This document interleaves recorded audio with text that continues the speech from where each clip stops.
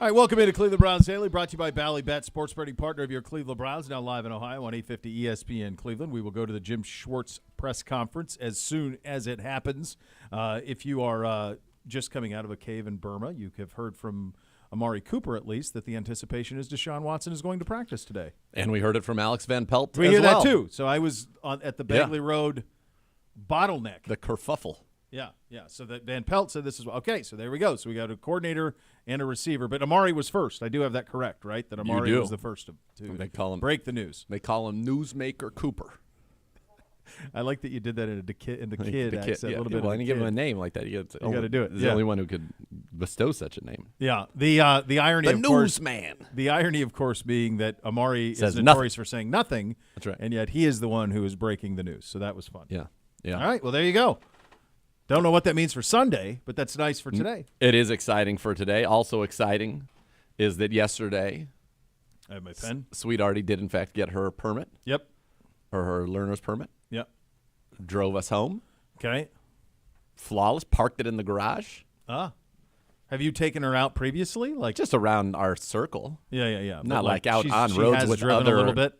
Other automobiles in real life situations. It was good. And I was like, "Are you going to take us to school?" She's like, "No. I'm not ready for." She's not there yet. Getting on freeways, and I'm fine with that. We can take our time with all of that. But it was a great first start. It was awesome. It was cool. It's one of those it's a crazy parent moment when you're pretty surreal. I'm sure. I want you to imagine. So on the pickup, yep, I got there and was waiting for her and her brother to come out, and I moved myself into the passenger seat. Sure.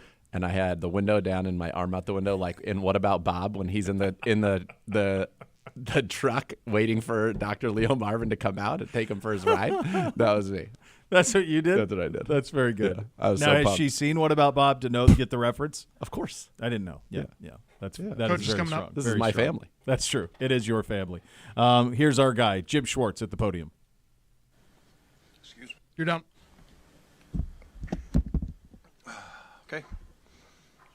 The wide nine has a lot of times been connected with pass rush, but its roots are sort of run, stopping the run base. How can you describe how it fits stopping the run? What makes it such a good front for doing that? Well, think about this. A lot of people associated 3-4 with stopping the run, with that Sam linebacker. Go back here when the Browns were leading the league in defense in '94, and think about under defense with like Carl Banks out there and that same wide nine. What we did is we found a way to sort of play a hybrid 3-4 and play 9 technique and play wide fives to set edges.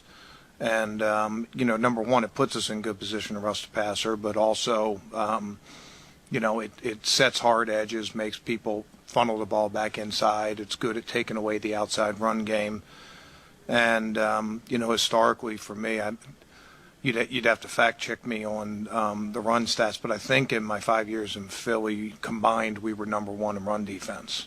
I'm not 100%. I know at one time it was. I don't know if it finished that way, but we take a lot of pride in stopping the run.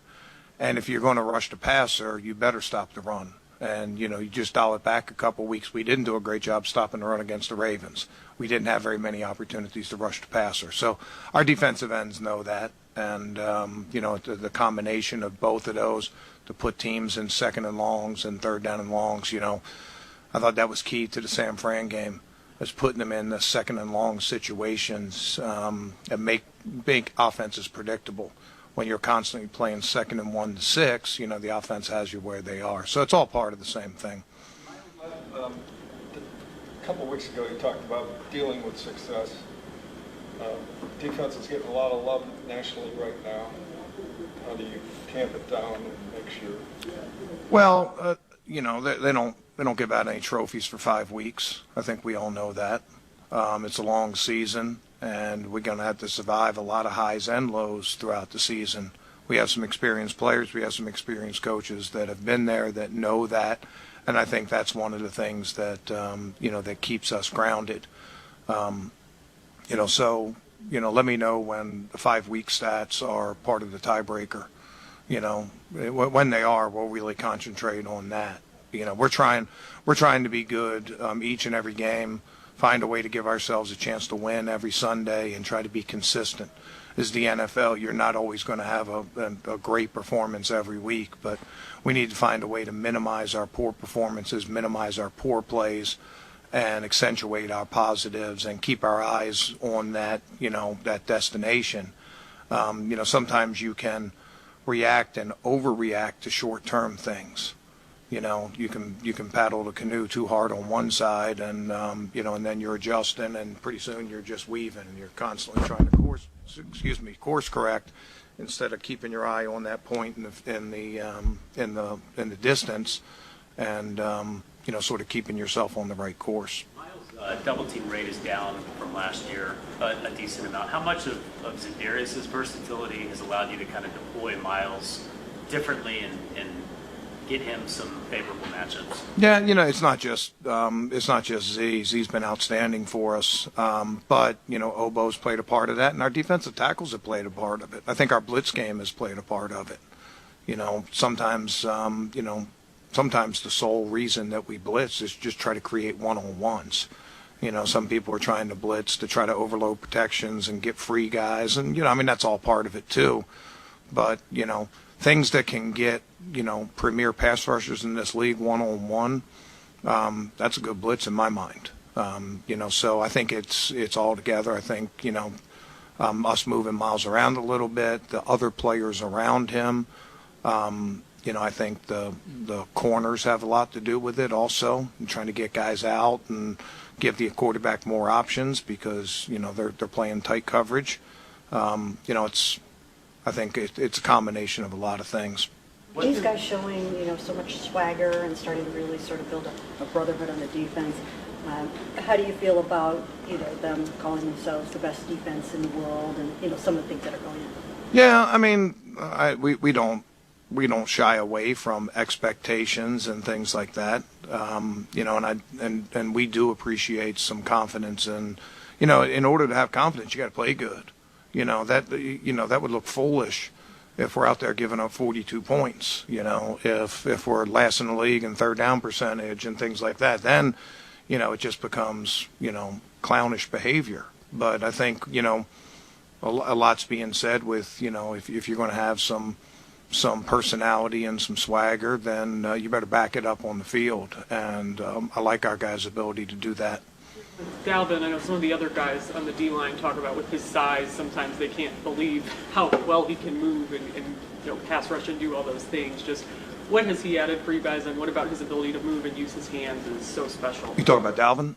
Yeah, Dalvin played extremely well this last game. He didn't fill up the stat sheet, but, stat sheet and what the tape says is two different things. He's played physical for us. He's really taken to attack. He's never really attacked this way before. He's pushed the middle of the pocket. He's had some big hits on quarterbacks and things like that. And he's also such a leader for us. You guys that have gotten to know Dalvin, I got to know him this year. I think you're just so impressed with his demeanor, his experience, his intelligence. All those things mean an awful lot. We're really lucky to have guys like Dalvin. How is JK doing so well, and do you think the scheme lacks some of his ability? Well, dial back and first kickoff of the game. I don't know if you guys saw it, but Jeremiah did a really good job on that kickoff. And our defense has a lot of similarities between kickoff coverage. We're sort of attacking in waves and playing off the guys in front of you and things like that. I think those things fit Jeremiah. He's been consistent this year. There's little things that we can iron out that can get him even better. But I like what we're seeing with him so far. How is Obo playing? He's playing 3-2, right? We're all playing 3-2. Our defensive stats are 3-2. Everything else, and he's doing his job within. I don't want to downplay it. I just don't want to get into the whole rate everybody's play. It's not about individuals. We talked about that last week. It's about the group. It's about all 11. It's all those things, and we expect guys to do their job within the, within that, and to bring some energy to the thing, and play the run and the pass. Obo's done all of those things. When we talk about effort, it doesn't take long for you to put tape on and see great effort come from Obo. You talk about physicality. He's made some big, plays, and he's not the biggest guy, but he's made some big plays and some physical plays for us. And he's also brought some passion and some personality to it. So those are the things we're trying to check mark, and we'll leave PFF to grading the players and where they rank in the league and all those things. You talked a lot about the selflessness of this group, and Bubba was just saying that it is kind of a unique bond that guys are really buying in here. How unique is this? You've been on a lot of teams. Well, I don't know that it's tremendously unique, but I think that if you expect to be a good team, that's one of the things that that's important. I think that the person. I mean, the vibe is not a good word. The dynamic between your team is something that you can't be forced. I think that it has to come from the players. You can lead them a little bit, but they have to take it over. And I think I told you this a long time ago. If I'm doing my job right, it looks like I'm not doing anything. Because the players have taken the message and run with it, and they've policed themselves, and they provided leadership and accountability and all those things that we talk about. And we put a lot on having that accountability and having that brotherhood and things like that. I don't know if I've ever known a good team that didn't have that. I've known a lot of bad teams that didn't have it, but I don't know, which one came first, if it was chicken or the egg, if you're good because of that, or you get that because of it, because you're good, but I've said this before, your team culture is defined by what you're like when you're at your worst, when things are the hardest.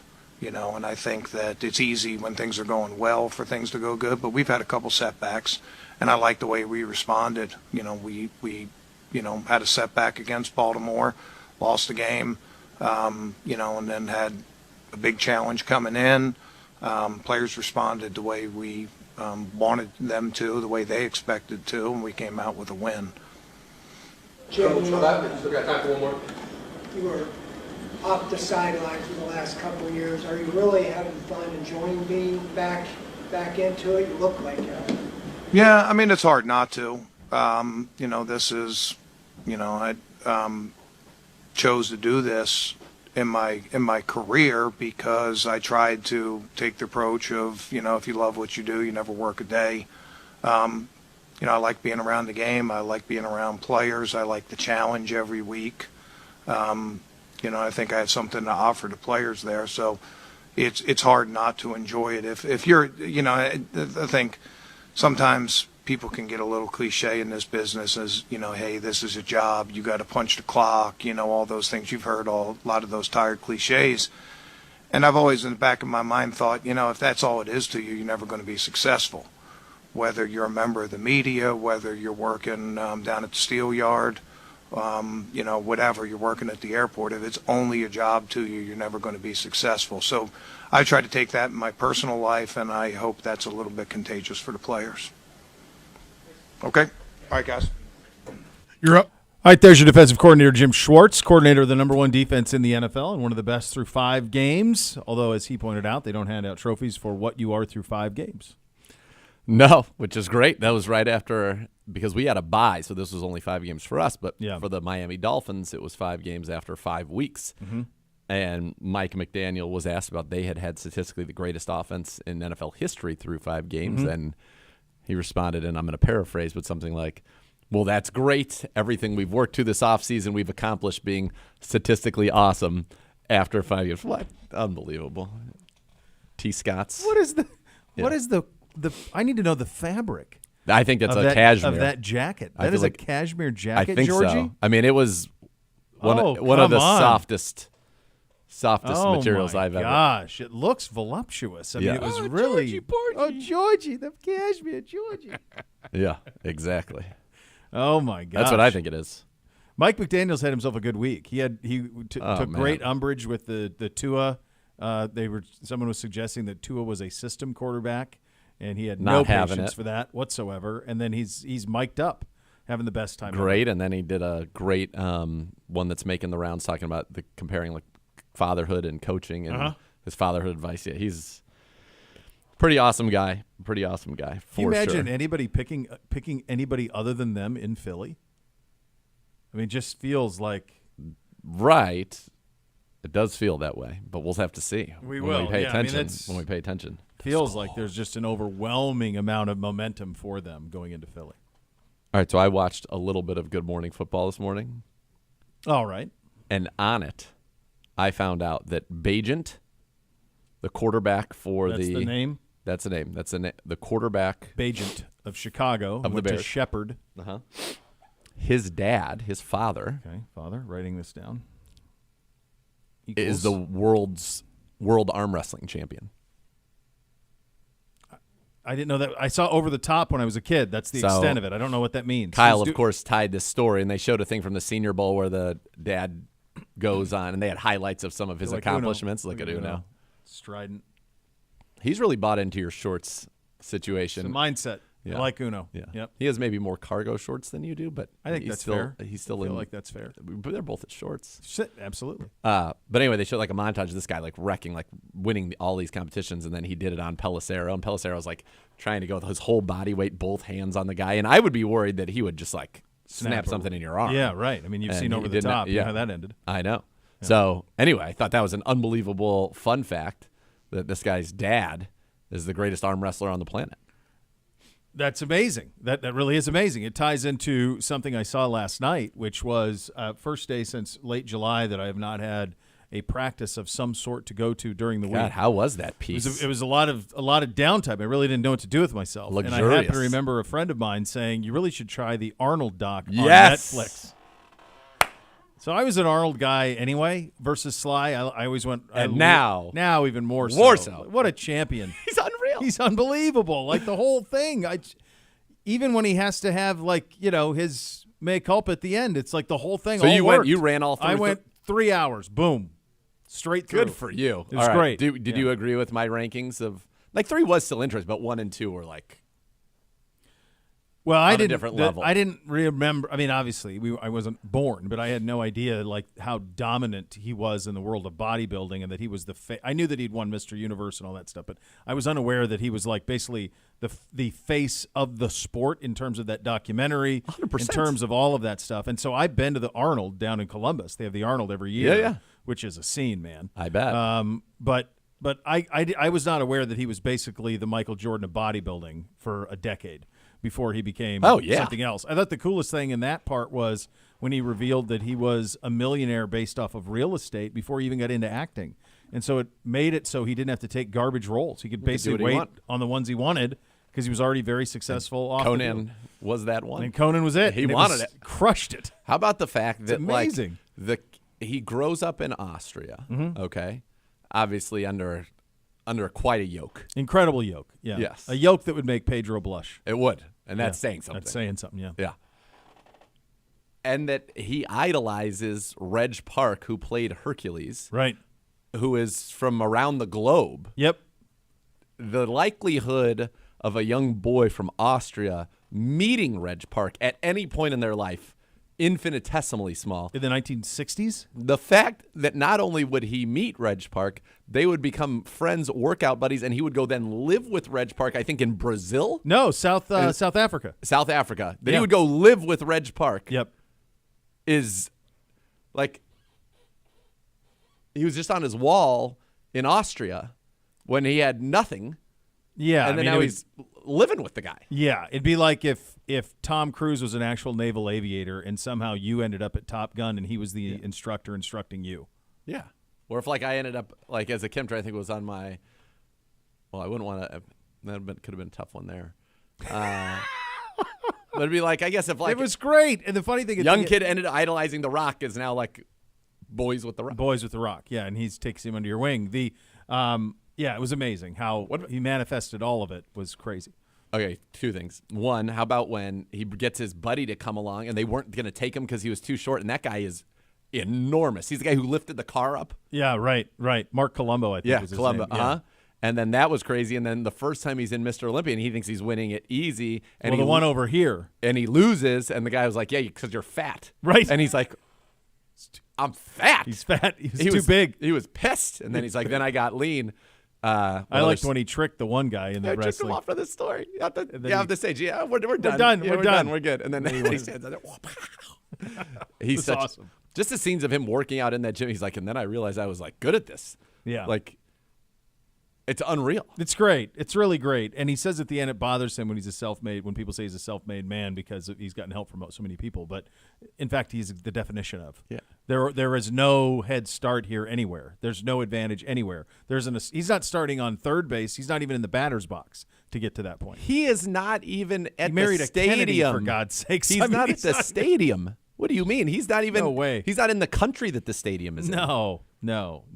There's almost like a little bit of a Gump thing to it, where like totally everywhere he landed was fortuitous. Oh my goodness! Bound him forward into something else. But how great is it? And he's sitting there in his palatial estate, which is, or I call it a palatial ranch or whatever. Yeah, he's in Idaho. Yeah, Sun Valley. Hot tub, stogie, cruising around in Hummers because he wants to. Because he wants to. He's got the donkey and the horse that he cruises around with. And how great was it when he was come right in when he was the governor that he set up a cigar tent. Yeah, that's where he had to come. I talk actually to found that stuff very interesting because I was not aware of if he was a popular governor or not. So I found that stuff very interesting. Then not, and then back, Yeah, and then he came back. So it was good. So that's what I did. I'm glad. Night. Good. It was good. It was very, very good. Yeah. All right, coming up next, off the top of the show, we mentioned this. We'll get into it coming up next, and we'll keep an eye on it, what it means. Deshaun Watson is going to practice today. We will get into that. We will hit your hot topics. You're listening to Cleveland Browns Daily, brought to you by Bally Bet, sports betting partner, your Cleveland Browns, now live in Ohio on 850 ESPN Cleveland.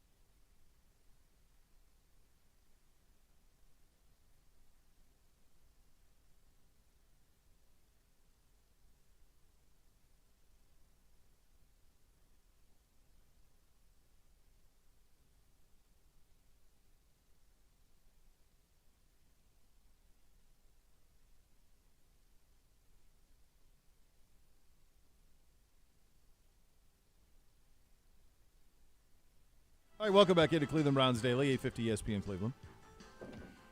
So I just got a text from my good buddy and voice of the Browns, interim, with the great Chris Rose. And he said, I called an arm wrestling tournament with Travis Bagent in it. What a crazy world. Hold on a second. Yeah. I said, did he win? Guys, he said, I think he called parts of the tournament with me. It was a joint venture with the Best Damn Sports Show.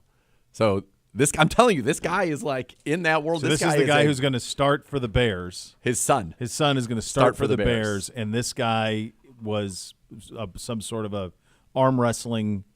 He's the champion. He's the guy. He's the guy in the sport. Yes. That is amazing. That is absolutely amazing. The kid won the Harlan Hill, which is the Division II National Player of the Year. Yeah. And so, but, I mean, this is obviously something else. Is Travis Bagent the best arm wrestler ever?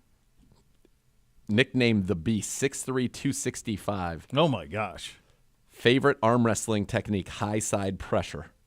His lever length, 21 inches. That is elbow, any of that means. Elbow to fingertip. He's currently a CrossFit fitness owner. His son is in this. Titles, he's been many championships. Travis the Beast Bagent doesn't really care what you think of his swagger. He'll back it up on the table. I'm getting in my own head, the 38-year-old out of Charlestown, West Virginia declared. Hey, isn't that right where we were? Wait, hold on. That's not that far. You said 38? Well, this was written. That's what it says right now. I mean, obviously, he's not 38 now. Maybe that's when he was talking when he was 30. He snagged 25 national titles and 13 world titles since his early teen years. Came in at 17, put a table beating on two of his older brothers. They were stronger, but he was the up-and-comer, one on technique, and he's become the best. You got to watch. There's a clip right now. Siciliano posted it of this guy arm wrestling Pelissero, and just we should play the audio's enthralling. The way he cuts a promo on him is. This guy is no joke. I didn't know this was a thing. I didn't know. Me neither. So then Kyle Brandt finishes the segment wearing a Bears hat and tells Bagent, before the game, look in the mirror with your Bears hat on. And then he goes, and then do this. Yeah, that's the last time I thought about arm wrestling. Yeah, over the top. Over the top. That's it. I believe Stallone's name in that is Lincoln Hawk. I think so. And what's the big bad? It's like I don't know. It's the stupidest premise of all time for a movie. He has to win the arm wrestling, to get a truck, a semi-truck. And then he has to win custody of his kids at stake at one point. Yeah, but he needs the truck for the money. Isn't a truck? I feel like you win a semi-truck if you win the arm wrestling. I have not seen it in 35 years. So there's the bad guy. 30 years at least. I thought they had her.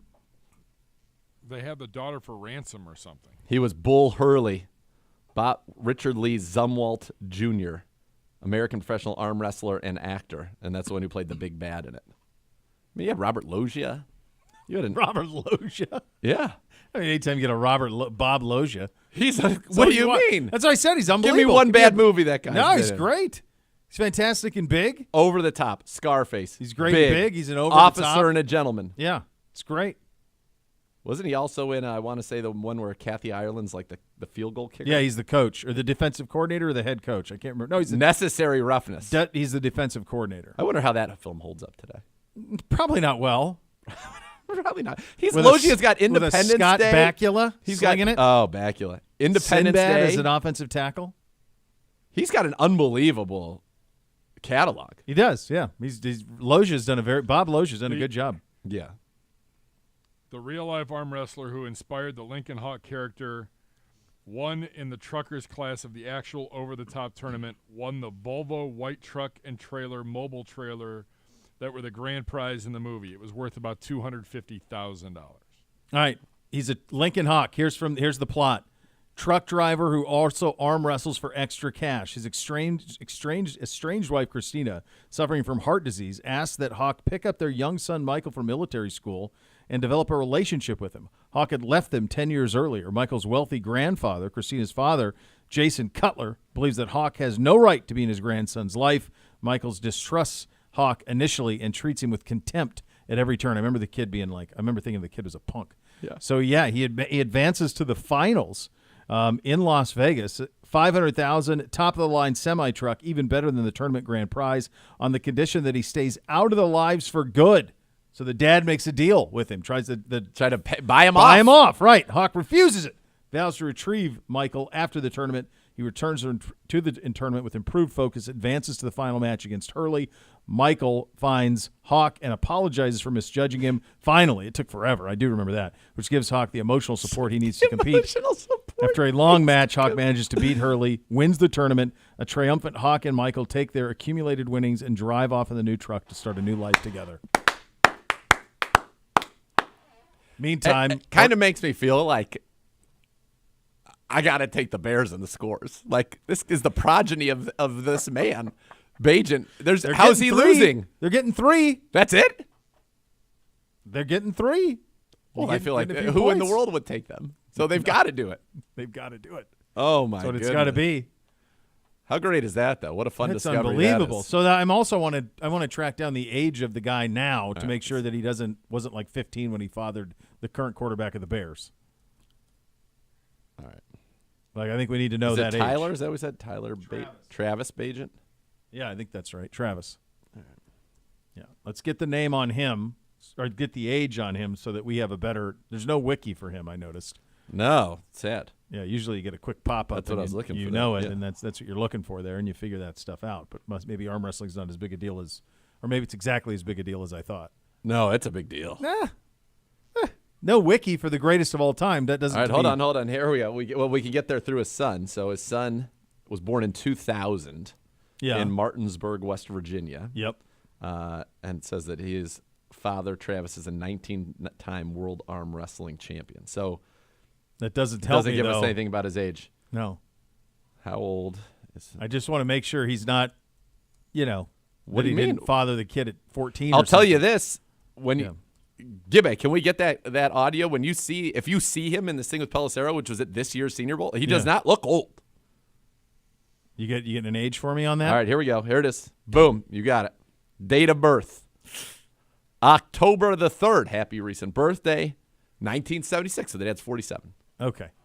So that's well within the realm. Yeah. Of where it ought to be. Yes. All right, very good. Yes. You're like 38. I just was like, hold a second here. Are we burying the lead? Wait a second. He had this kid at 13. Yeah. Hey, Deshaun's going to practice. Yeah. And now what I'd like to see is how does it go from there? And can we – this team has not been able to stack wins. And I think this game is so important. I saw pretty sure it was Pro Football Focus said if the Browns win this game, they have a 70% chance to make the playoffs. And if they lose it, it goes down to like 39% chance to make the playoffs. That's what it feels like. So this is a monstrous game. And I certainly would like to see Deshaun Watson out there. No offense, nothing against P.J. Walker. Came in, got the job done. But if you look at the 2 games that Deshaun Watson has missed, we have thrown 0 touchdowns and 5 interceptions. That's not great. That ain't going to do it, brother. That's not going to do it. So I would be eager to get away from that. And you're going against a team that is starting a rookie at one corner who's a second-round pick, Juju Brents. You're out of Kansas State, Big 12 not known for its defense. Yep. That I do know as a Pac-12 aficionado. Yeah, for sure. Texas A&M's Jalen Jones is the 7th-round pick. He starts at the other corner. One of their starting safeties, Rodney Thomas III, 7th-round pick last year from Yale. Jeez. Their best corner is Kenny Moore, who, believe it or not, was an undrafted free agent with New England. They cut him in 17, doesn't make the roster, claimed by the Colts and has been there ever since. He's got 15 career picks. He's been a Pro Bowler in 2021 out of Valdosta State. And then they've got Julian Blackmon out of Utah, their 3rd-rounder in 2020. But that's the secondary. Like, this is not – they're getting roasted. I mean, both corners are giving up quarterback ratings of more than 100 when targeted in coverage. One of them is giving up a 136.5. I mean, they lost their starting quarterback, Dallas Flowers, great name, in Week 4. So this is a game where you want to have your quarterback in a dome, perfectly controlled environment. And in this dome, this very dome, Deshaun Watson – thrown for more than 300 yards every game at Lucas Oil. He's got a 375-2, a 373-2. Never completed fewer than 68% of his passes. Like, let go. Yeah, time to roll a little bit. We'll get into the matchup coming up next. We'll start with our defense against the Colts offense. You're listening to Cleveland Browns Daily, brought to you by Bally Bet, sports betting partner, your Cleveland Browns, now live in Ohio on 850 ESPN Cleveland.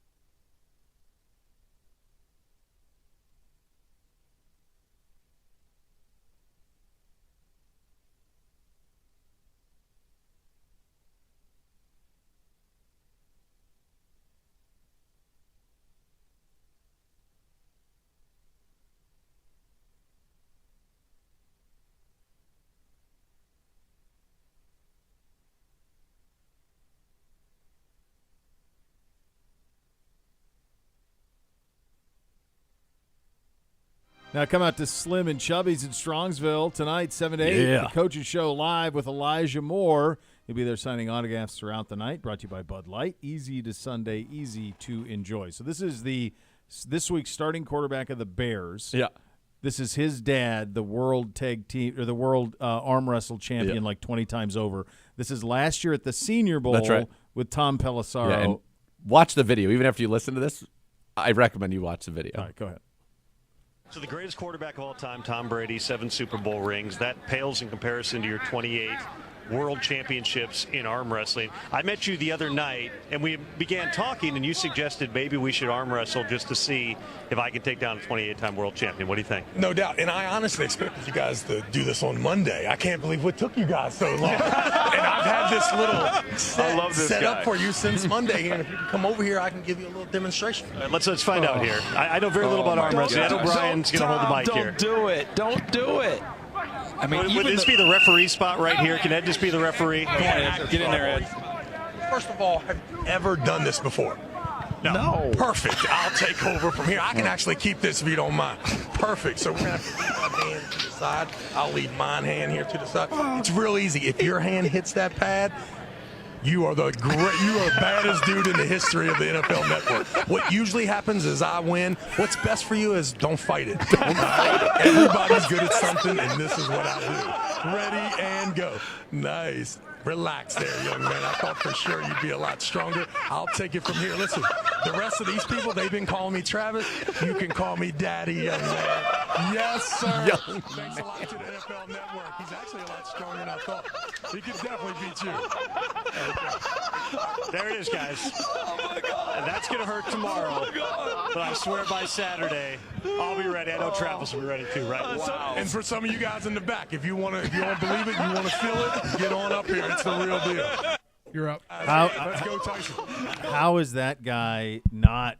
We were talking in the break. How's he not WWE? Sign him up. Let's He's go. unbelievable. I'm captivated. So when he His says, son I'll take Tyson. this from here, that's the first time he took the microphone out of somebody's hand and just started going off. At the end, he takes the mic right out of Pelissero's hand again and says, if you ain't believing, come and feel it because it's the real deal. I mean, this guy, I'm rooting now for I don't this understand kid. how we didn't know about this until today. I just think because the kid played at Shepherd and you're not paying attention. Why would we? Why would you? Because that was at the Senior Bowl, though. So Right, it had I know, to be, but he's an undrafted free agent. Like it was just I don't know. It feels never like anything that was going to until once that made it onto this TV, moment. though, you'd feel like that's gonna get around. I mean, he's pretty good. Pretty good. You ready for your matchup? I'm ready. All right, your matchup is presented by Bally Bet, sports betting partner of your Cleveland Browns, now live in Ohio. We are looking for the Browns defense versus the Colt offense, and for that we go to Dr. Z. The Browns defense is historically good. That's right.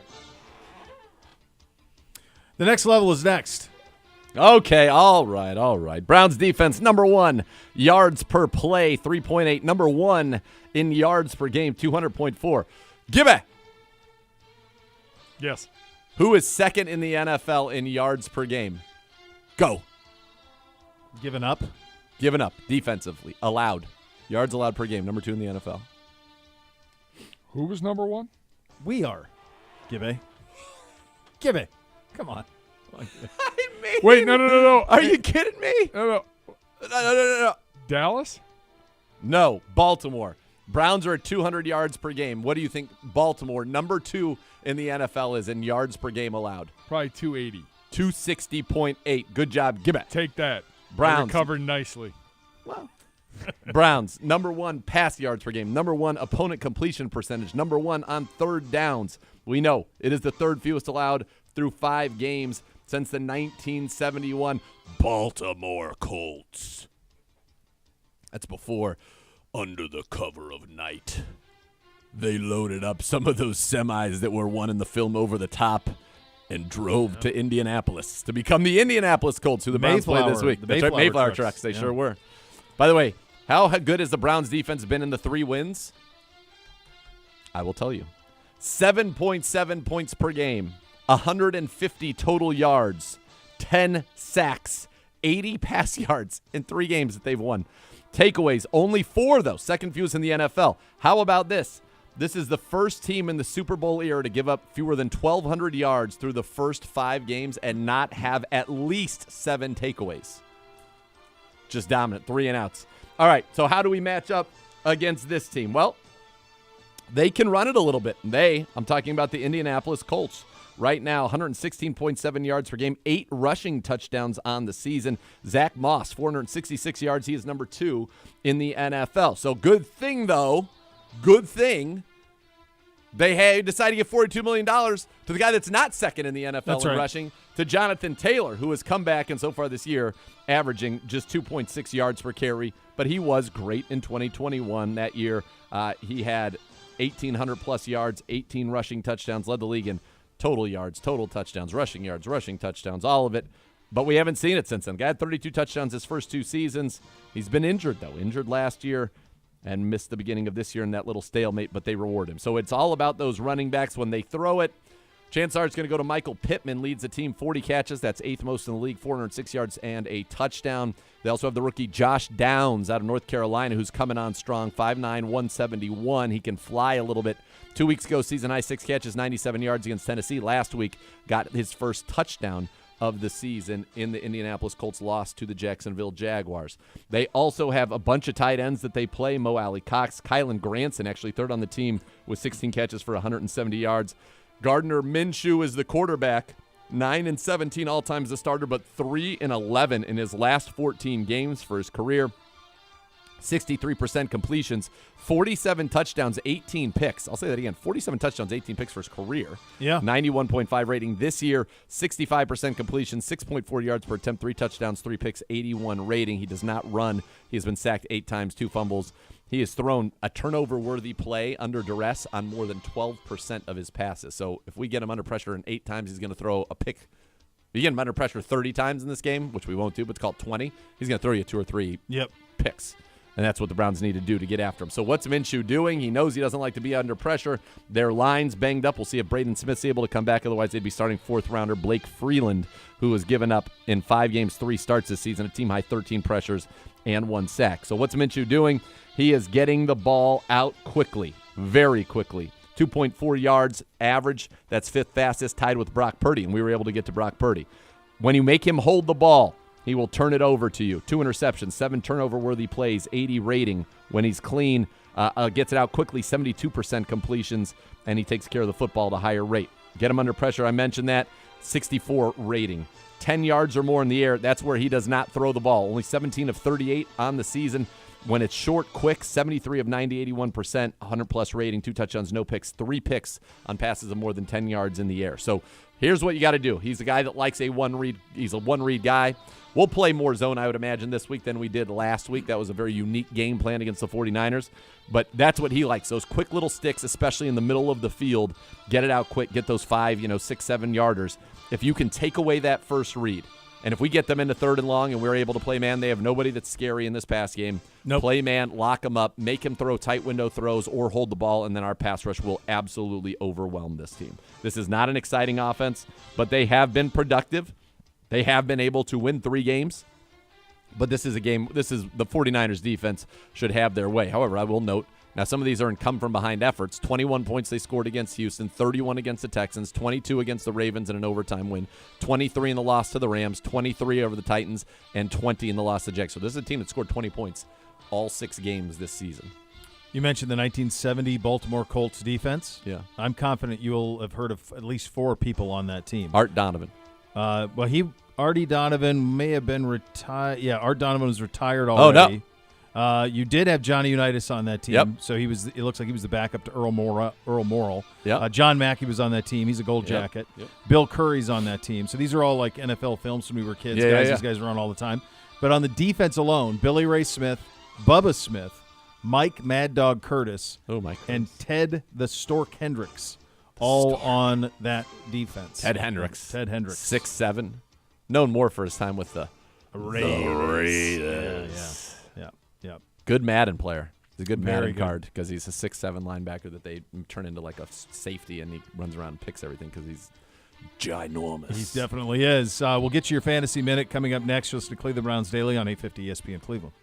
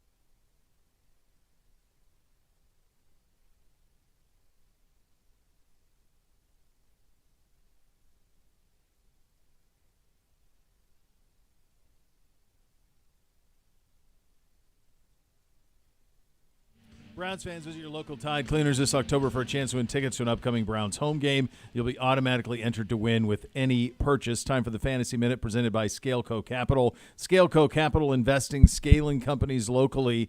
Boy, I would just tell you that it's October, 19th? Yes. I cannot recall the amount of injury that has happened in this league that makes fantasy so challenging. NBC's without Montgomery, Tyron Williams, Mike Williams, Aaron Rodgers, like all guys who he was drafted to be guys. Mm-hmm. They're all down, and that type of story can be mimicked throughout the league. No doubt, yeah. wild, and you don't know who's going to go. That's why you got to dig deep, baby. Like the Rams guys, I don't know who are those guys to roll with. Stay away, none of them. That's a mess. Like, is Reynolds going to go with the? And you wonder if will Kyron Williams ever come? Like now, there are all those guys in the mix. Does he ever come back to be? He was like the dude. The dude. And it was like, oh, he's going to miss a week. And then I saw yesterday, well, he might not come back till week 10. Yeah, one of my leagues, we had a chance. We made a trade that got us basically the services of Garrett Wilson for the entirety of his career, which was a good one. And we had the option to give them Montgomery or Kyron Williams. I wanted to keep Montgomery. Obviously, my partner wanted to keep Kyron Williams because he was the guy, the only guy. Mm-hmm. And now neither one of them's playing. So in that case, it's moot. But I feel very comfortable in Montgomery's role when he is provided, whatever healthy. That could be. But I don't know if that's next week or whenever. Yeah. And it's a great point on Kyron Williams because he was a dude for like 3 straight weeks. Last week he had 150 and 2 touchdowns. Right, and now all of a sudden, he's done for 4 weeks or whatever. And they were like saying he was fine. I know. I don't understand it. I don't know what's going on with the league. I don't know what's going on either. All right, fantasy this week, quarterback position. Lots of teams on bye. You got 6 of them on bye. So this is a week. Here are some names kind of at that bottom end that I like that I think you can dial up. Number 1, of course, Sam Howell, who has been a very good fantasy quarterback going against the G-Men. That is good G-Man right there. Thank you. Matt Stafford going against the Steelers. Jared Goff against the Ravens, although that's a tough matchup there. And then I like Geno Smith. He's the one he's on a lot of waiver wires. Pick him up and play him against Arizona. I think you'll be quite pleased with the outcome there. Running backs. It is tough to find running backs right now who are playing, right? Like that's the hard part. And how about the fact that Raheem Mostert is the number 1 running back in fantasy football? Who had that? And David Achane is probably still top 10 on the same team. Yeah, right. And hasn't played. All right, guys, to start, all the main names, you know that. If you're looking to dig a little bit deeper, I do like our own Jerome Ford this week. I like Ramondre Stevenson has bounced back a little bit. Obviously, if there's no McCaffrey and they turn it over to Elijah Mitchell, you start him. Mason is even worth exploring there. It's not pretty, though. Not a pretty scene at the running back position this week, especially with all the guys down. Wide receivers, you know how to do this. You play your guys that are studs. I think that Brandon Ayuk is a must-play this week against Minnesota. I think Devontae Adams is going to get some of that squeaky wheel, gets the grease. We're going to need to see that. Keep rolling with Jordan Addison. Zay Flowers is a must-start every week at this point. I like Terry McLaurin this week as well. I think Terry McLaurin has a chance to have a very good game against the Giants, pairing that with Howell. We talked about that earlier. Gabe Davis is scoring. Curtis Samuel has been very productive as well.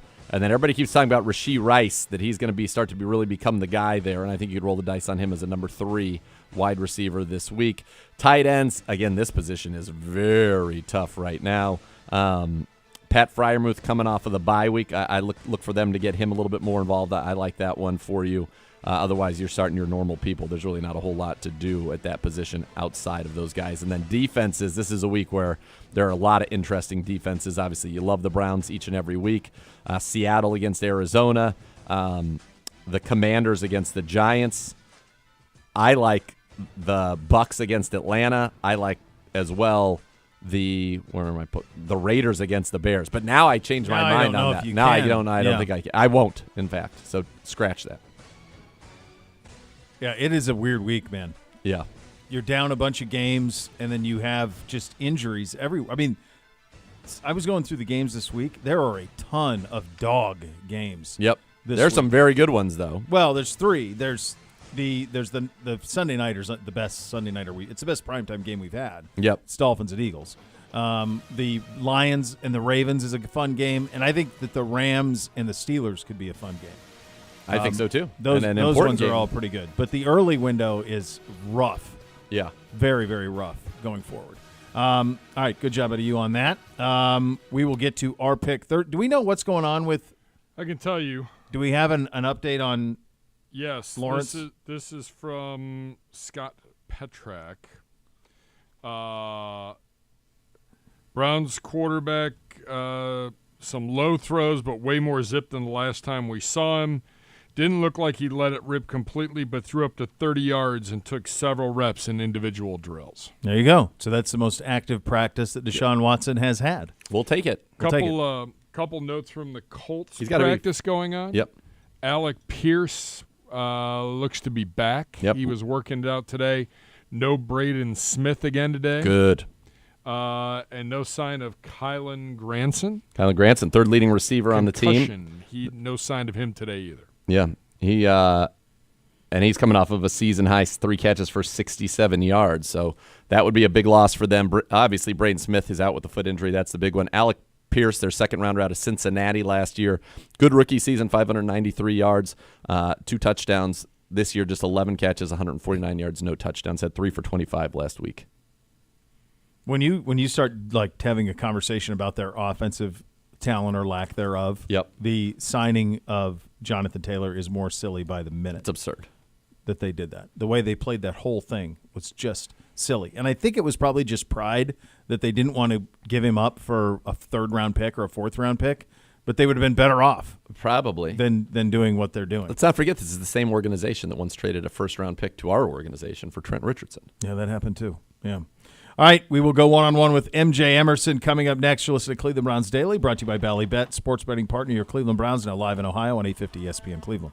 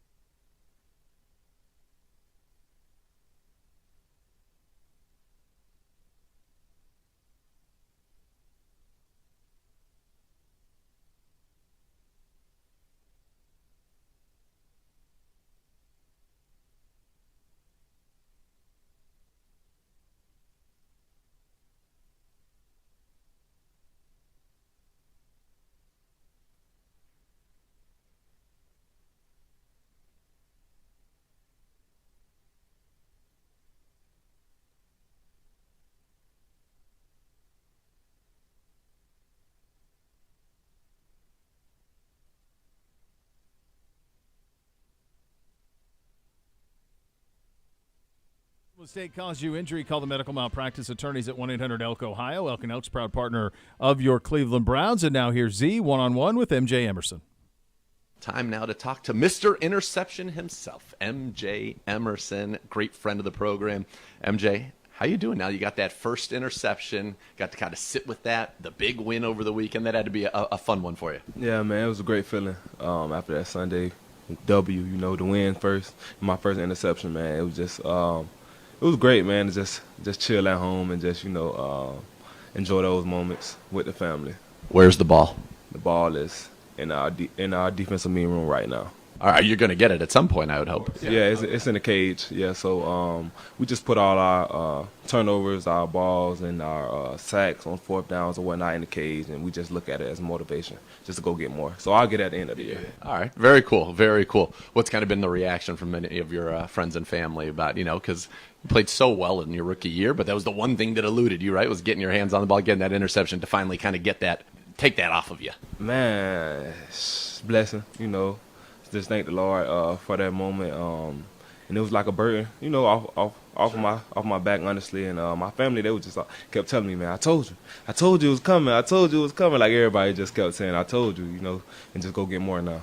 So on that play, to my untrained eye, you can tell me if I'm wrong, but it looked like you guys were in man with a robber in the middle of the field. Rodney McLeod came down. So you were in outside leverage, forcing him when you had the help into the middle. Kind of how did that play unfold, and at what point did you see the ball being like, wait, that's actually coming to me? Yeah, we played one low, one high. Defense actually was man-to-man. All my help was inside, obviously. So, I was playing not like a trail technique, but I was waiting for him to cross my face and break. As soon as he tried to break, I broke as well. But Rodney, he did his job so well, and D-line as well. Everybody's just doing their job. Sticky man coverage all across the board. And obviously they love throwing a lot of in-breaking routes. And he threw it behind him. I guess he seen Rodney, and he tried to make a tight throw, and wasn't very accurate. And it was right there. I was right there to make the play. Once you caught it, were you like, to the house, what was your first thought? Yeah, when I caught it, I was like, touchdown. I was thinking sideline, but then Greg, I'll blame Greg, okay? I seen Greg waving like, come this way, so it kind of messed me up, but yeah, it was all good at the end of the day. So when you put it back, if you had not followed Greg to the house? Yeah, it's not Greg's fault, obviously not, but I should have just, when you catch a pick, you always, every DC, every defensive coach teach you to hit the sideline, close the sideline, so I should just hit the sideline.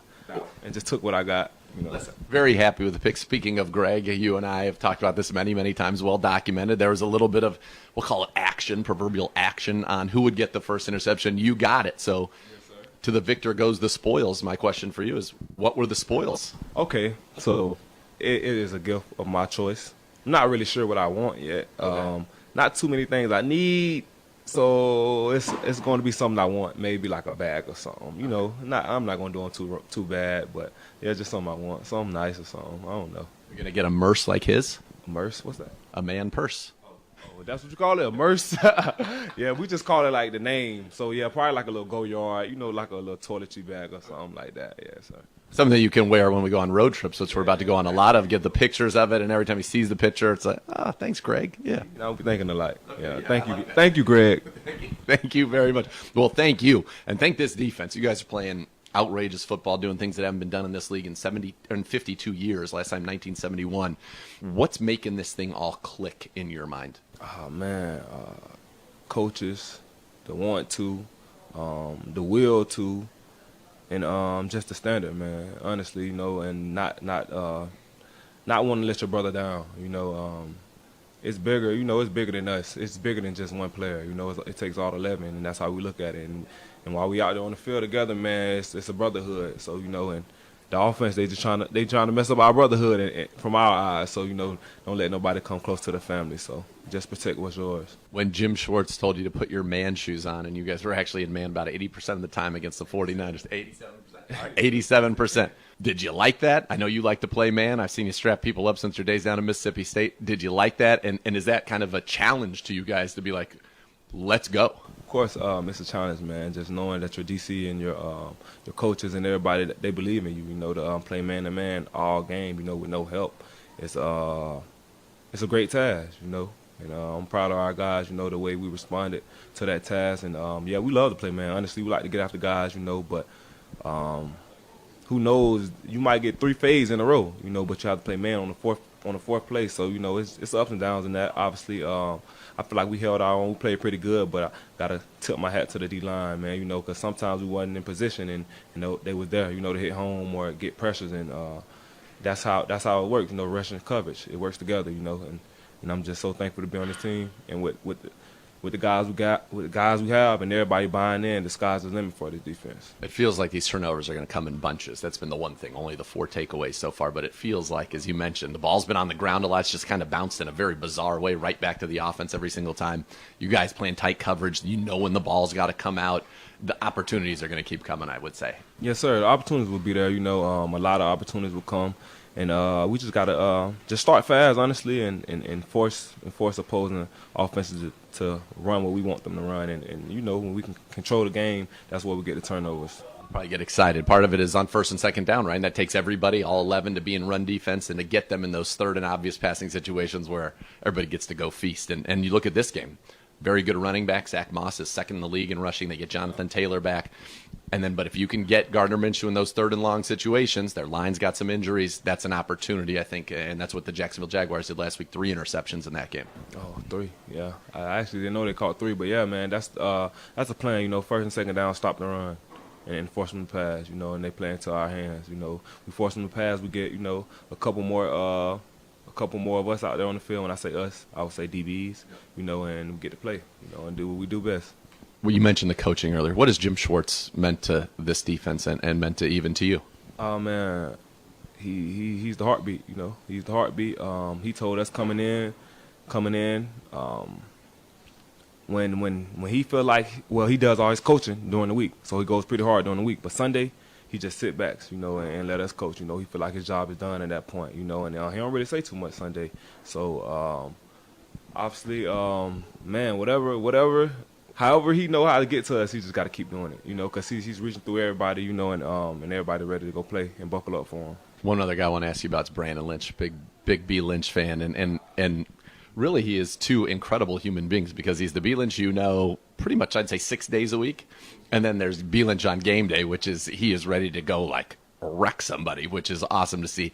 This is the first year where it's really like his room. How has that been for him? And I know that you guys are all so tight in that room with B Lynch. Yeah, man. B Lynch, he's a great guy on and off the field. 30-30. Just thankful to play with him as well.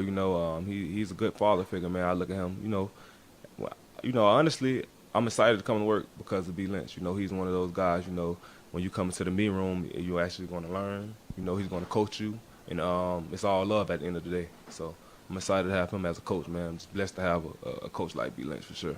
We are excited and blessed to have you. Looking forward to go out there, maybe getting another one this Sunday against the Indianapolis Colts. MJ, thanks so much for the time as always. Yes, sir. Thank you. You're up. It's really cool. That cornerback room feels to me like finally playing to what we thought it could all be. Healthy, everybody locked in. Like, we've seen brilliance from all 3 of them individually, and now all at the same time, you see how dominant it can be.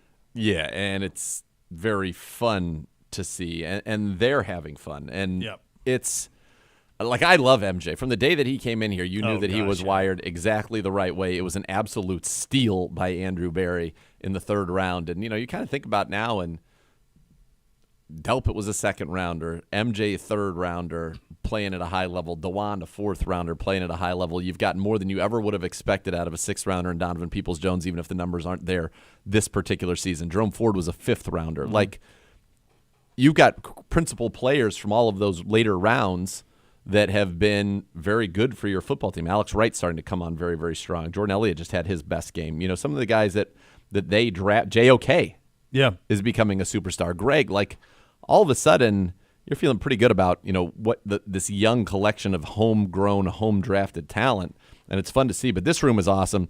I got some good MJ. Can I interest you in some MJ Emerson stats? Go. You want some? All right. Mm-hmm. Number 1 in the NFL, 30% completions allowed in coverage. Number 2 in the NFL, 35 quarterback rating when targeted. Number 2 in the NFL, giving up a reception 1 for every 22 cover snaps. That's MJ Emerson for you right there. You talked about already our pass defense, number 1, blah, blah, blah, blah, blah. Denzel's given up 48% completions in coverage. That's 8th in the NFL. Greg Newsome giving up just a 78 rating when targeted in coverage. I mean, they are all playing at very, very elite levels. Yes, they are. Offensively, Deshaun Watson out there spinning it around a little bit. That is a big, big step in the right direction. You'll hear from his offensive coordinator, Alex Van Pelt. We'll do the matchup the other way coming up next. You'll listen to Cleveland Browns Daily on 850 ESPN Cleveland.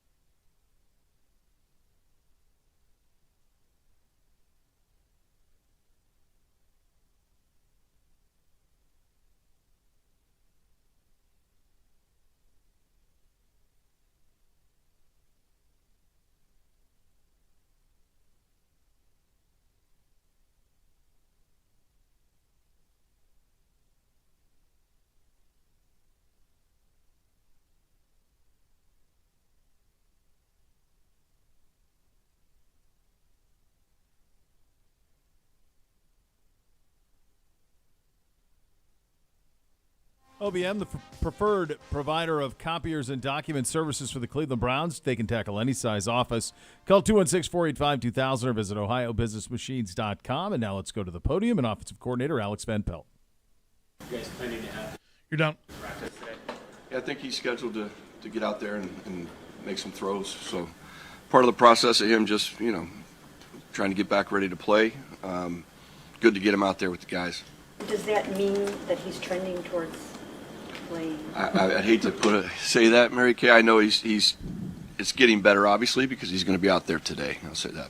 But nothing has gone according to Hoyle in this whole process, right? So you guys are probably ramping him up, getting him ready, getting him back. So, we'll see how it goes today, but excited to get him back out on the field. I know he's excited. Could you assess how PJ did last week and how comfortable are you with him if he has to go again? Yeah, I mean, you're only going to get better every time you get more experience, right? I thought he battled hard in that game, did a lot of really good things. As always, you're going to have a few plays you want back, but the times that we put the ball in harm's way, I thought he made 2 great plays getting the interceptor down, especially the first time. Be able to throw that pick to 54 and then tackle him, and then have our defense be able to hold. That's a huge play by him in that game. It was a double minus and then a double plus. So, but that's things you'll learn from each week. Very comfortable if PJ starts again this week. I think he's going to be a week better in our system. How shocked were you when he threw that ball in the end zone there at the end? Yeah, a little shocked, but that's part of the process. I got to communicate to him better in that situation, but that's stuff that we'll improve from each week. Seems like he understood pretty quickly to throw the ball to Amari Cooper. Good things happen. How much does it help a guy like him to have 2 out there? Oh, it's huge, and that was a challenge for those receivers going in that week. That was a physical group of corners. They were grabby, they were physical at the line of scrimmage, and we challenged our receivers to make plays on 50-50 balls. In the second one there where he went up over top of the guy, that was a great job by Amari. But anytime you have a guy that his stature, Amari, out there, you feel very comfortable giving him opportunities. Later in the game, we gave him an opportunity in the double coverage, and that's where we just, as a quarterback, we need to draw that line of making a better decision on that one play. Sean, this shoulder injury has been kind of a wait-and-see kind of game for you guys. How have you seen him be able to respond to the uncertainties and all right, next week, tomorrow kind of thing? I think he's really taking a day at a time. Not looking too far ahead and just trying to get better and through his rehab process each day. He's been great in the room, very positive. Last week with PJ as a starter, so he's doing all the right things. But I know it's tough for him. He wants to be out there worse than anybody. You want to give PJ as many reps as possible. If it looks like he's starting, how do you not interrupt his game preparation? Sure, and that's a hard balance. You're trying to make sure that he's ready, and at the same time, if Deshaun's ready, then you want to make sure so you're juggling back and forth. But as a backup quarterback, that's your life. You're used to not taking a ton of reps and being able to have to come up and get hot right away and go. So it's good practice for him. If he gets all the reps, great, and if he gets half the reps, great. We're going to roll with the punches on that one. So. To have Joel back, just how weird was it not having him out there for the first time since you did? It was weird, yeah. Just see him dressed in in a raincoat on the sideline is strange. Just talking to him after the game, it killed him. It was really real weird feeling for him, I'm sure.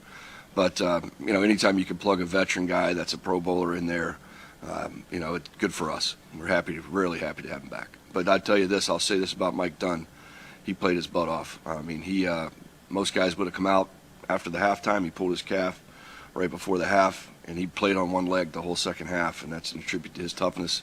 And I know he was greatly appreciated by that offense. What impressed you about just the way that Jerome and Kareem have gotten the run game going, especially from the Sunday's game?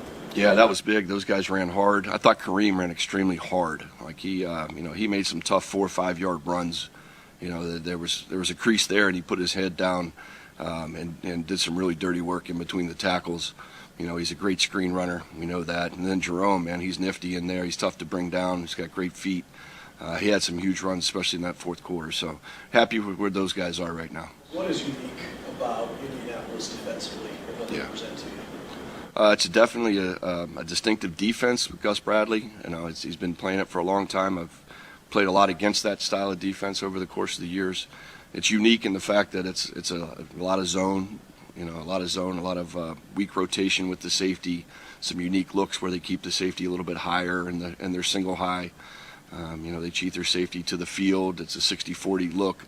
It's a distinctive defense, and they play it really well. It's not a lot of complexity to it, but they understand where they are in each coverage call, each run fit, and they play it really well. Not having Stewart there kind of in the middle of that defensive line, how does that impact, what kind of impact are you expecting that to have? Well, it's you're taking a really good run stopper out of their front. Earlier in the week you ID the issues that they present from a personnel standpoint, and he was one of the guys that was definitely highlighted as a premier player on that defense. So that'll be a little bit of a blow to that defense for sure.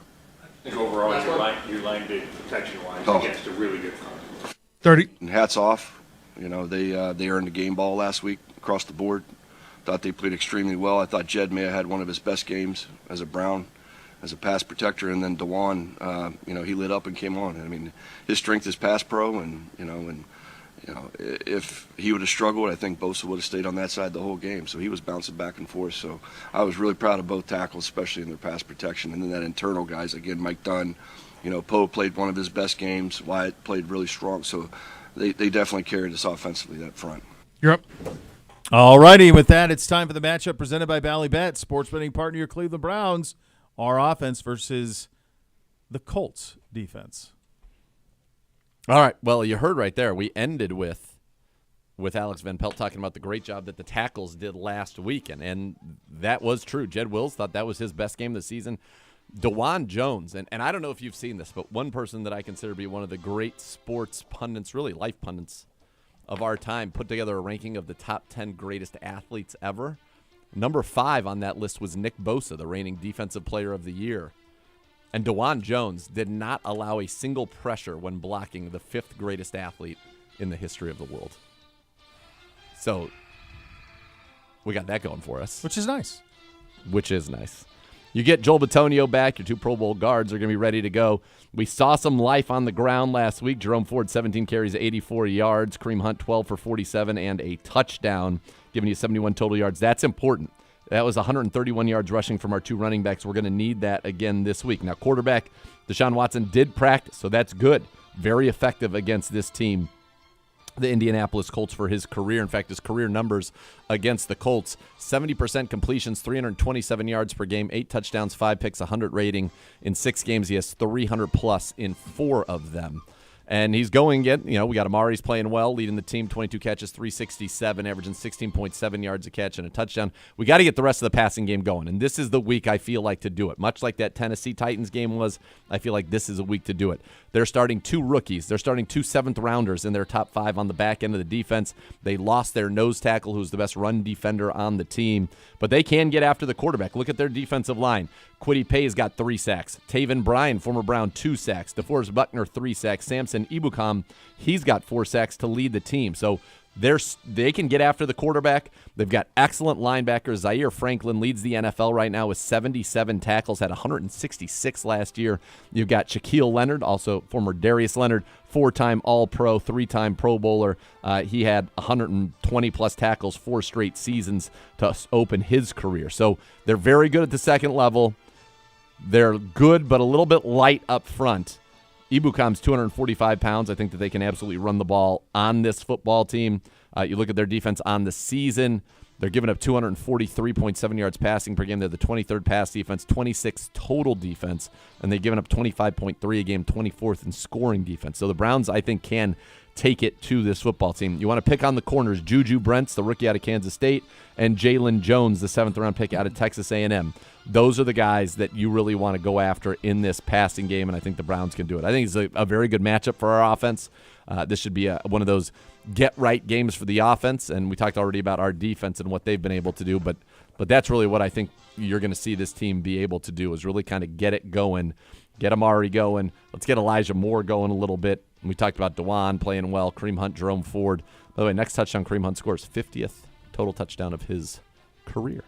Yeah, I'd like to see DPJ get a little something going. There's no reason not to eat a little bit. 6 catches, 75 yards on the season for DPJ. And I think people forget last year he had 61, 839, and 3 touchdowns. Cedric Tillman's back this week, so maybe you see him start to get more involved. But the guy we got to unlock, I think, is Elijah Moore. And here's the thing. Elijah Moore's creating on average on his routes 4.4 yards of separation. He's one of the top in the league. So it's just a matter of finding him actually down the field as opposed to all of these short kind of dink and dunk passes. He's got 21 catches right now, but they've only gone for 167 yards. And I think the guy we really got to get going also is David Njoku. 19 catches, 162, no touchdowns yet, although he was robbed of one last week.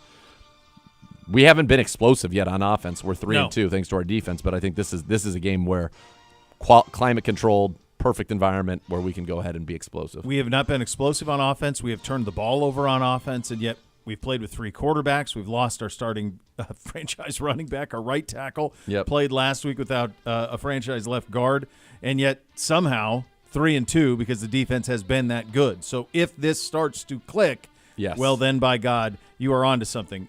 We had been lamenting if David Bell was going to make a play in a game, and we didn't talk about it in the game this past Sunday. For my new segment, Upon Further Review. Upon Further Review. We're going to do that on Tuesdays. Oh, I like it. Where we go back and do like. We got a new couple segment. Things. Yeah, I like it. I came up with that last week. I told Uno he was into it. Upon Further Review. Uno, you still like it? Did you? Before you put him on the mic. I'm not putting him on the mic. I just want a thumbs up. You still like Upon Further Review for a Tuesday?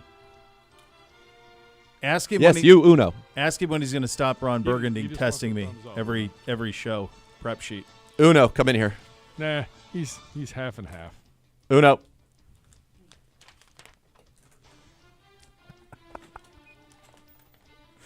Every little day, it's a little Ron Burgundy test for your Uncle Bo, isn't it? I always got to be on my toes, just to make sure that we're on the right week. All right, Uno. Do you still like Upon Further Review? He does. There Yeah, he he does. Okay, good. All right. Very good. Can't read it straight. No, be careful. Be careful Don't. out there. All right, we'll do the mailbag coming up next. You'll listen to Cleveland Browns Daily on 850 ESPN Cleveland.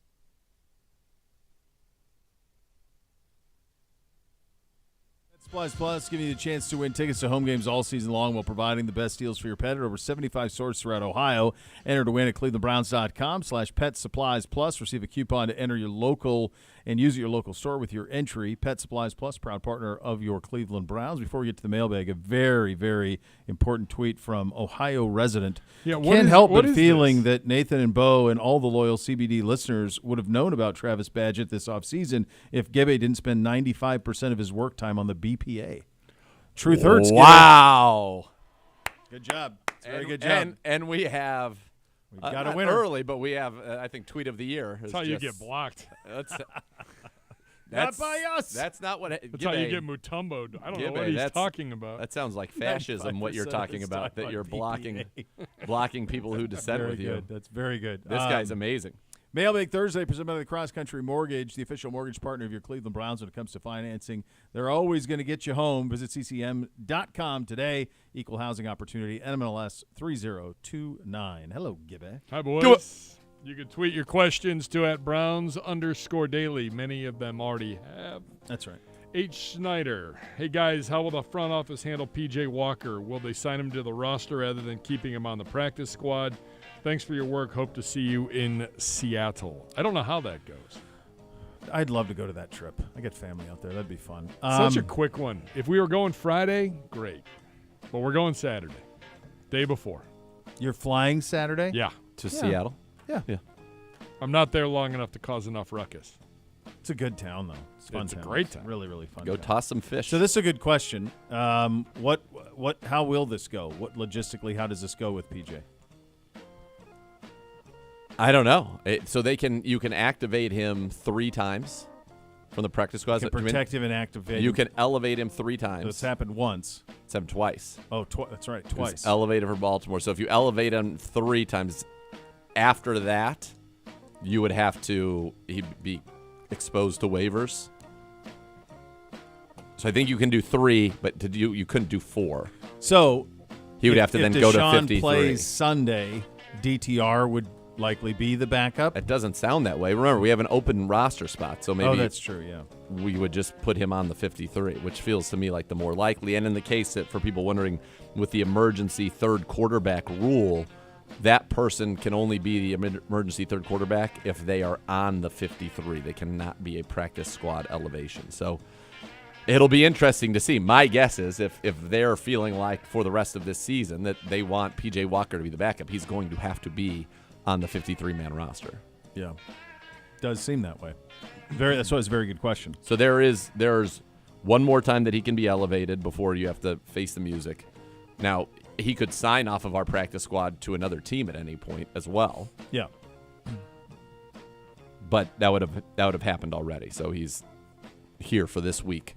But I do think they're going to put on the 53. And then the question becomes, do they – because you've got him, you've got Kunasha coming back. Mm-hmm. So does Kunasha coming back mean a linebacker that's currently here is no longer? Like, do they think at this point in the season they could get Diabate back right onto the practice squad or Rocket Hickman, something like that? That'll be interesting to see how that ultimately that all plays out.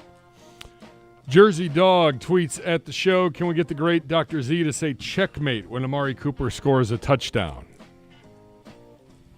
I think for it to be checkmate, it would have to be a walk-off touchdown. I would agree with it. It would have to, because checkmate implies you've won the game. Yeah. So it would have to be a checkmate situation. Like if he catches time expiring last play of the game touchdown, I could throw that out there. We'll see if I'm able to keep it together to remember that at that moment. You usually do. I don't ever have any, like, that's not something, first of all, I don't make the calls, so I don't have, like, in my mind, I don't go into it with, like, catchphrases even ready if to go. you did, I don't think you would be somebody who would. I think that you just would say what came naturally versus trying to have something prepared. I couldn't do it. No. Yeah, I've never found that. I've always found that's a quick road to failure. If you rehearse or try to have something I don't lined rehearse up, for live TV. I never want to rehearse for live TV. No, I never do. Because then you're going to try to remember. I what remember you're one supposed time I was filling in for you back when you used to do one of the Sunday shows, and I was down there taping it, and they're like, "Yeah, we're going to do a run through." I'm like, "No." See the guy with the golden wings? I don't do run throughs. Yeah, let's good. roll. Let's roll. We do it live. Let's go. Come on. Run through is ridiculous. I never said like. There's no rehearsal. Just do it. Let's do it. Let's go. Yeah. I'm good. I got you. Nate, top 5, only 5 wrestlers of all time. Jeez, man. They always want to do this in season. I like hate this when they is limit June. it. So I'll just be fast. Rock, Hogan. Wrestlers are at the mic. Just 5 favorite personalities? All of it. All of Whole package. Rock, Hogan, Macho Man. What was it? Flair. Actually, yeah, Rock, Hogan, Flair, Macho Man, and The Miz. Matt Cardona, honorable mention. Here. Joshua Bishop, rising star. Rising star. All right. He also Eric Taylor. adds, not living my best life. Is there a way for people living outside of Ohio to listen to the elite broadcast during the live game instead of the national broadcast? So here's the deal, because we've had this somehow, some way we were not what they call geo-fenced for the first game of the year. So basically, you could listen to the broadcast anywhere in the world. It's frowned upon by the National Football League. You're basically only allowed to listen online or on a stream device within 100 miles of Cleveland. Now, if you have NFL Plus, no baby. If you have a subscription to Sirius XM, that's right. That is how you can listen to our broadcast on game day of the actual game. You should be able to listen to pregame and postgame. In-game, you need one of those 2 devices outside of 100 miles of the metro Cleveland area. Yeah, so if you're in San Francisco, like some of our big fans of the show, got to give a happy birthday shout out to our run in San Francisco today. One of the big listeners of the program. They asked for a birthday shout out, and you'll get it. They text you for that? Well, people who text me who know the people. Oh, they know the people. Okay. Yeah. All right. Very good. So Edwin happy Rivera birthday. Jr., Let's go. I have questions. We have answers. I don't know if you do. So, boys, 7. I work in Vernon, Connecticut. All right. Okay. And today I learned that the job super is not just an ex-professional arm wrestler, but he's also in the movie Over the Top. Whoa. Okay. That's all he says. I'm going to need a little bit more than that. That's not a question. Statement. It's a statement, and it's even. And by the way, I would say you're welcome, because all of this is probably known because of our show. And I would say that this is in some ways also an incomplete statement. Oh, in the movie, who was he in the movie? Who was he? We Edwin. need to know that. Little more. There were a lot of extras. I have questions, but they're for him. Sly was running for through you. a lot of foos on the way to the championship. Hit Over the Top. There were a lot of guys he had to beat along the way. Well, and he did beat a lot of guys. For example, he had a great line in the doc yesterday about how in all of Arnold's movies he never got hurt, and in all of Stallone's he was like beaten to a pulp. All of them. Why, Arnold? Yeah. Why is it that you never get even a scratch in any of your movies? I never thought of it that way. It's true. He never did. like, what? Hey, Gibby, with last week's loss to the Browns, does Kyle Shanahan find himself back on the hot seat? Good questions. Very I good like our question, readers are really on you right they now. really are. And I They're coming enjoy for that. Gibby Screw hard. you, Janko. I like it. Jeez. There are kids in the audience. Gibby. Children. Youths. Would Z From Craig, my question is, would Z even be able to see his hypothetical live mute lights if he's on the phone for the whole show? Oh, now I someone coming like at you. that. Man. Someone Here coming we at Z. go. All right, Dr. Z. put your burner down, Gibby. Come on, log out. We got a show to do here. Focus. Focus. And yeah, I would be able Craig to Herbert, see them. you're on the Christmas card I list would be now. able to see them because I'd be like this, and they'd be right here, on, off, cough, and be beautiful. I'm a multitasker. David tweets at the show, can you take CBD on the road to Louisville, Kentucky Derby or Day at the Races, bourbon distilleries, and Yes. broadcast from the Derby City Browns backers bar? I don't see why not. We've talked about this a lot. I don't- want to do it. I don't know why it hasn't happened. We've talked about Feels like a doing it. miss. I think that it would be a really fun thing to do a CBD summer tour and go to like Browns backer clubs and play I some may have golf had a and go to some events conversation and with the those type of things. corporate partnership person that handles the Anheuser-Busch account, and I was Yeah. like, hey, like maybe you should Yeah. look into something like this. Yeah, I mean, How is that met? She wants to know more. Yeah, I just think the key is, though, that we get some sort of say in locations. For example, the one that was just pitched to us would be one that, that seems like that would be a lot of fun to go down to Louisville and do a little bourbon trail and and then hit up. I've been to the Derby, and I love the ponies and I love the Kentucky Derby. Sure. I've watched it every year, but the thing with the Derby is you need to either be in steerage in the middle and paying attention to nothing, or you need to be millionaire box, because the middle class at the Derby does not exist. No. So that's the only thing about the Derby. I actually think Oaks might be better than Derby.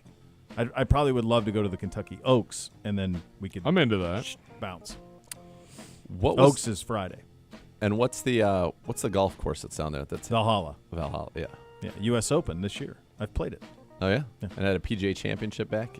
Is it the U.S. Open or the PGA this year? It's one of them. I think it's the U.S. Open. It did have the PGA. Tiger won. Okay. Pretty sure Tiger won.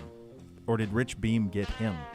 I don't know. I don't remember. It's one of those. He's involved in the Valhalla PGA. I can't remember if that's when Rich Beam got him or when he got a Beam. There's one guy. Makes all the sense in the world. Sure, yeah. There was who did he beat at the very end? There was a guy he beat, Bob Cobb. Bob Cobb. I don't know who. There's a guy named I want to say. You couldn't even say that confidently. I couldn't. Well, Bob Cobb is, I think, from Seinfeld. I think it's like one of Kramer's buddies is Bob Cobb. So it had the 2000. Oh no, it's the Maestro's Bob Cobb. The Maestro's Bob Cobb. 2008 Ryder Cup. 2011 Senior PGA Championship. 2000. You're thinking of the 2000 PGA Championship. He beat Bob May. Bob May. I'm close. Close. That's not bad. So that was at 1996. Mark Brooks beat Kenny Perry. Yeah, okay. 2000 Tiger beat Bob May. 2004 Senior PGA Hale Irwin. 2008 Ryder Cup U.S. won there. 2011 Senior PGA Tom Watson. 2014 PGA Rory McIlroy. So pretty good winners there. Yeah. Of the winners there. Boy, Bob Cobb was not far off from Bob May. That's a good job out of me. Where is it in? Is it near like Louisville? It's Louisville, yeah. Yeah. Bobby time. Hey, Bobby! What was your first job? Fix and fence on the Ponderosa. Mowing lawns. Days were long and lonely, my friends. Mowing I would lawns. have loved to have seen Zagara mow a lawn. That was a great lawnmower. A nice stride. Yeah, precision. And then I was a lifeguard. Yeah. Water safety instructor. Yeah.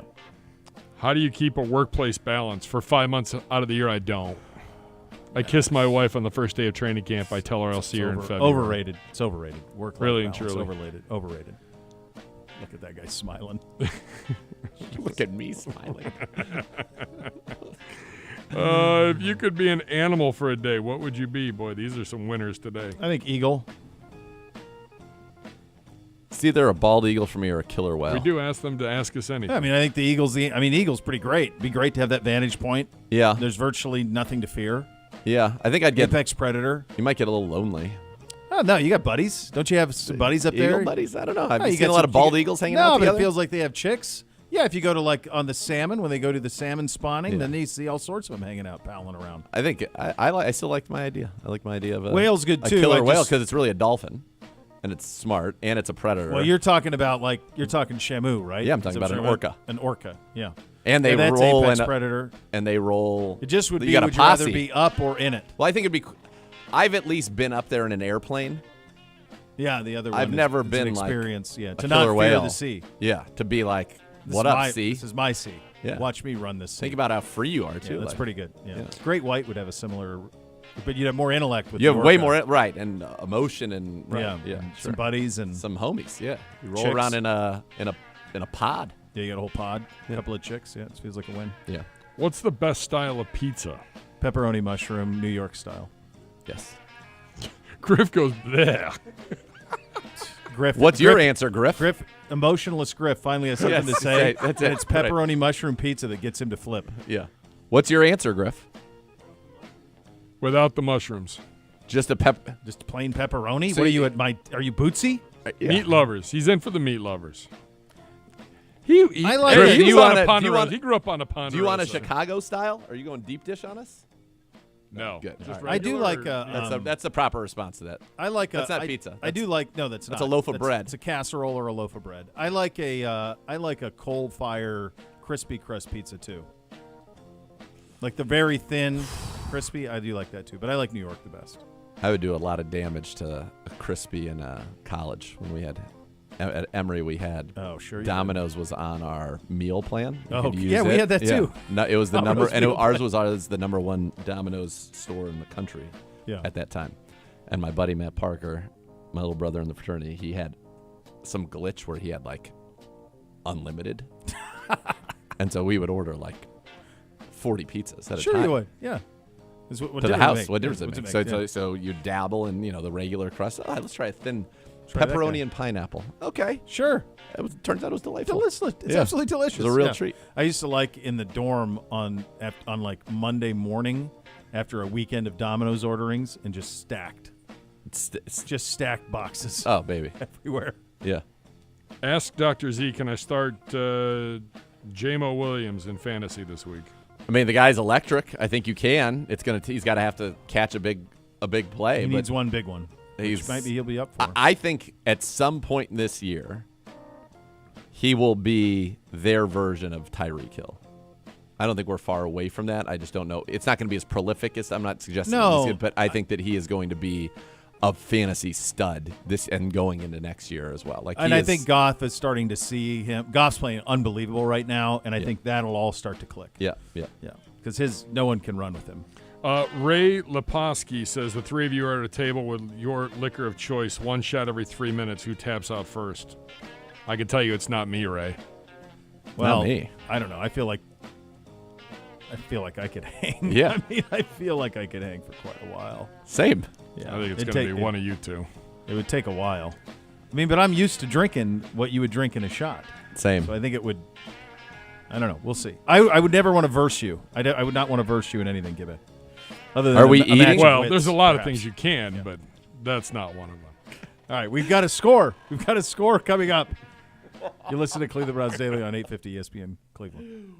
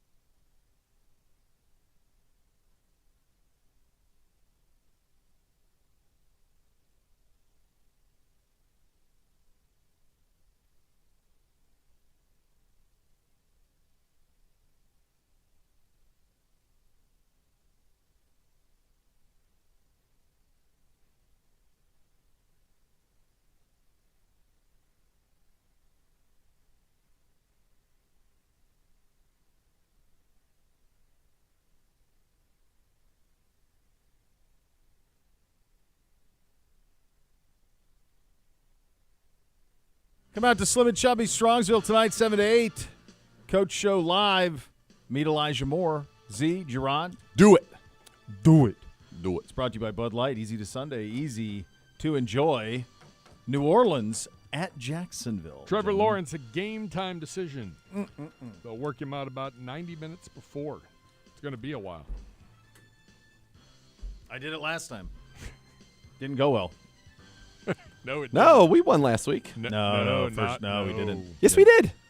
Yes, we did. Last week was Denver, Kansas City. Yes, we did.